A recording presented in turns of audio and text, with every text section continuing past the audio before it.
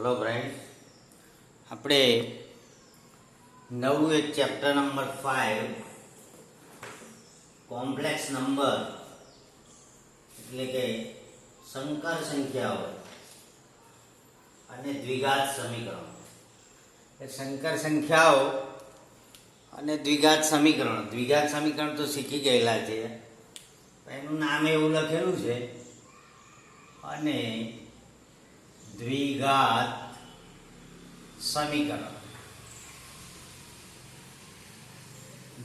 સમીકરણો એટલે કે ક્વોડ્રેટિક ઇક્વેશન. તો ત્યાંથી જ આપણે શરૂઆત કરીએ કે આપણે એ લાઈન અટકી જાય કે દ્વિઘાત સમીકરણ અને તેનો ઉકેલ. તો આપણે લખીએ કે x² - 1 = 0 નો ઉકેલ ખાલી જગ્યા છે. તો તરત આપણે આને x² = 1 લખીએ. x² = 1 માટે x ± 1. x બરાબર 1 મૂકવાથી 1 નો વર્ગ 1 ઓછા 1 0 થાય છે. -1 મૂકો તો પણ -1 નો વર્ગ +1 - 1 0 થાય છે. એટલે એનો ઉકેલ આવશે ±1. -1 એનો ઉકેલ આવશે. પરંતુ x² + 1 = 0. તો x² = -1. તો x વર્ગમૂળમાં -1. અહીંયા આપણી ગાડી અટકી જાય છે. તો અહીંયા ધારી લઈએ, ધારો કે વર્ગમૂળમાં -1 બરાબર i એ કોઈક કાલ્પનિક સંખ્યા છે.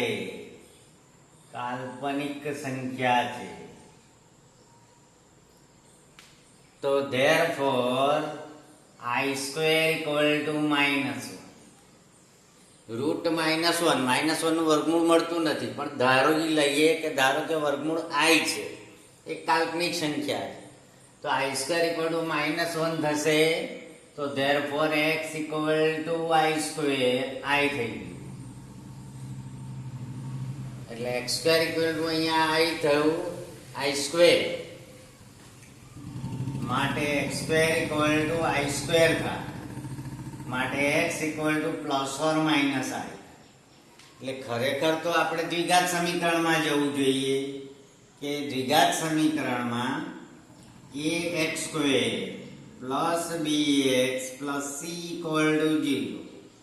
અને જ્યારે એનો ઉકેલ d ≥ 0, જ્યાં d બરાબર b² - 4ac એટલે કે ડેલ્ટા એ >= 0, તો બે ભિન્ન વાસ્તવિક ઉકેલ મળે છે. એટલે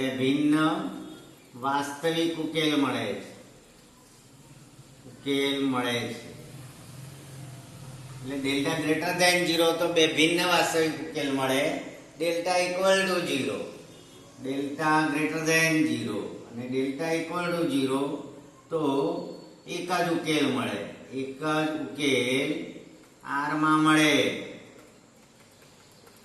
વાસ્તવિક એટલે x belongs to R. R ની વાત થઈ, વાસ્તવિક સંખ્યા. પરંતુ d <0 અથવા તો તમે ડેલ્ટા કહો, બંને વાત એક જ છે. d <0 અથવા ડેલ્ટા <0 એટલે કે b² - 4ac <0, તો ઉકેલ c માં મળે. એટલે કે સંકર સંખ્યા મળે.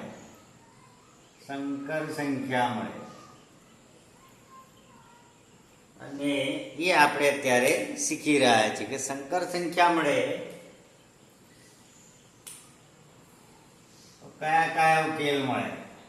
તો આપણે આમાં જોયું કે x = ± તો એ જે સમીકરણ છે એની અંદર x x square equal to x square plus 1 લખીએ આપણે. X square plus 1 equal to 0. અહીં x square plus 1 equal to 0 માં a બરાબર 1, એક્સ સ્ક્વેર નો સહગુણક a કહેવાય. મધ્યમ પદ છે ને એટલે b ઇક્વલ ટુ 0 કહેવાય. અચળ પદ c ઇક્વલ ટુ 1 કહેવાય.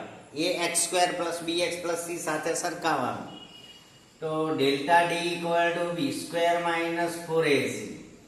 b સ્ક્વેર એટલે 0 નો વર્ગ. 0 minus 4 into a into c એટલે માઇનસ 4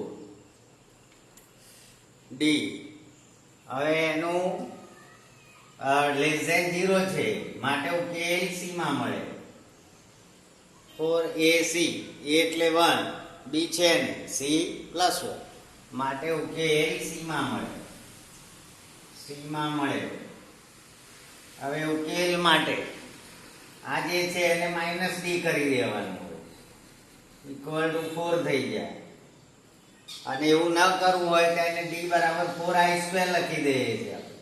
4i² એટલે d equal two plus or minus 2i. હવે નિયમ આપણો હતો x equal to minus b plus or minus route delta upon 2a. તો માઇનસ b એટલે 0 plus or minus route delta એટલે 2i upon 2a એટલે 2 2 ગયા એટલે પ્લસ ઓર માઇનસ i. એટલે આ દ્વિઘાત સમીકરણનો ઉકેલ આ રીતે આપણે મેળવીએ છીએ. બાકી ડાયરેક્ટ આ છે, સીધે સીધું આ જે લખ્યું છે એ પણ સાચું છે. x equal to plus or minus i એ આપણે જે લખ્યું છે એ પણ સાચું છે. અને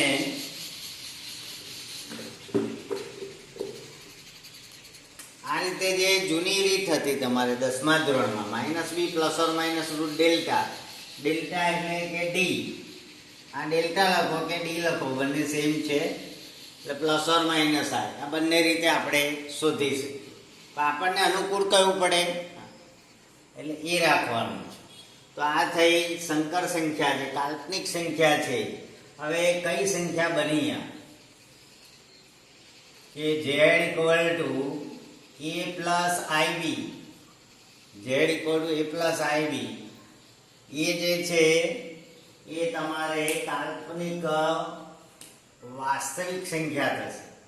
આ છે રિયલ z, રિયલ, અને b છે ઇમેજનરી, ઇમેજનરી z. આ રિયલ z એટલે RZ કહેવાય. RZ, RZ.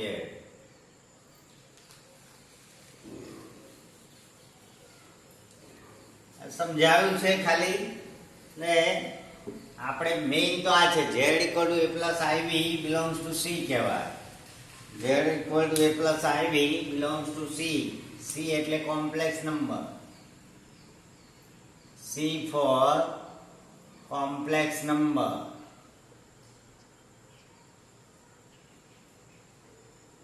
એટલે કે સંકર સંખ્યાઓ.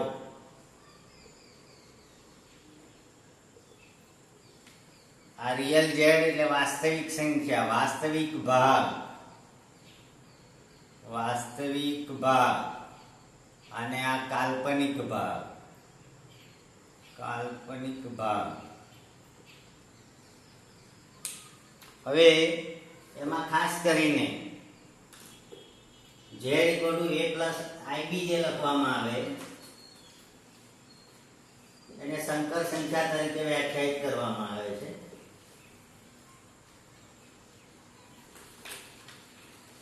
એવી કેટલીક સંખ્યાઓ આપણે કહીએ ઉદાહરણ તરીકે 3 plus 2i, 4 minus 3i, minus 1 plus i વગેરે.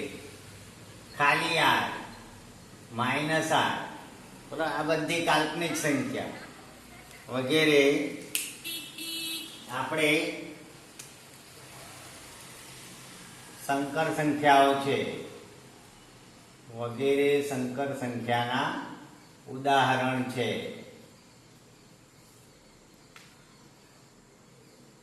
હવે તમને એક પ્રશ્ન આપણે જોઈએ કે જો વાસ્તવિક સંખ્યાઓ x તથા y માટે, જો વાસ્તવિક સંખ્યાઓ x અને y માટે વાસ્તવિક સંખ્યાઓ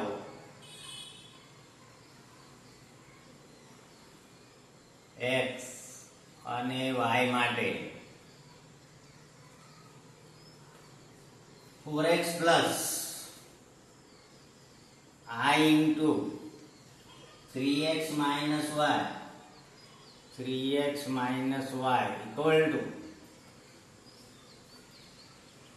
3 plus I into minus 6 તો x અને y શોધો. x અને y શોધો. તો અહીંયા સમીકરણ આપણને આપેલું છે x અને y સ્વરૂપે 4x plus 3x minus y into y.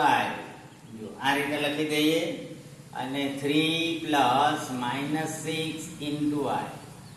એટલે આ જે ભાગ છે પહેલા x વાળા ભાગ છે એ આપણે જોઈએ તો x વાળો ભાગ છે 4x 3x minus y into I છે.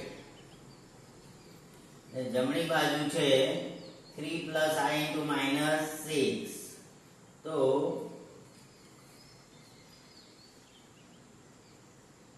જેની પાસે I છે એને આપણે કયો નંબર કહીશું? ઇમેજનરી લખીએ. Imaginary part of z. આ થશે રિયલ પાર્ટ ઓફ z. અહીંયા રિયલ પાર્ટ ઓફ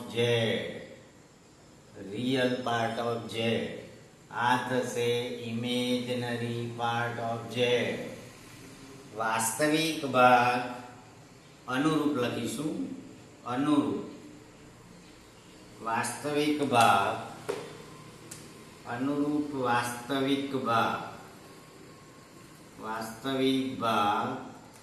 અને કાલ્પનિક ભાગ સરખાવો. તો real z equal to real z એટલે therefore 4x equal to 3. therefore x equal to 3/4 તથા 3x minus y equal to -6. આ x ની કિંમત આમાં મૂકી દેવાની. પહેલા y બનાવી દઈએ સૂત્ર કરતા એટલે 3x plus 6 equal to 1.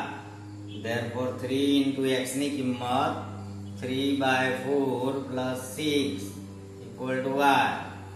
therefore y equal to 3 તરી 9 plus 6 ચોક 24 છેદમાં 4 એટલે 33/4. તો x equal to 3/4 અને y equal to 33/4. આ થયો આપણો જવાબ કે ભાઈ વાસ્તવિક ભાગ છે એ 3/4 આવશે અને કાલ્પનિક ભાગ છે એ 33/4 આવશે. તો આ રીતે આપણે a plus ib જે છે એને કોમ્પ્લેક્સ નંબર કહીશું. બિલોંગ્સ ટુ c એટલે કે સંકર સંખ્યા કહીશું. a જે છે રિયલ z છે, b છે ઇમેજનરી z છે. વાસ્તવિક ભાગ અને કાલ્પનિક ભાગને સરખાવીએ તો આપણને x અને y મળે છે. એટલે આ એક શરૂઆત આપણે કરી.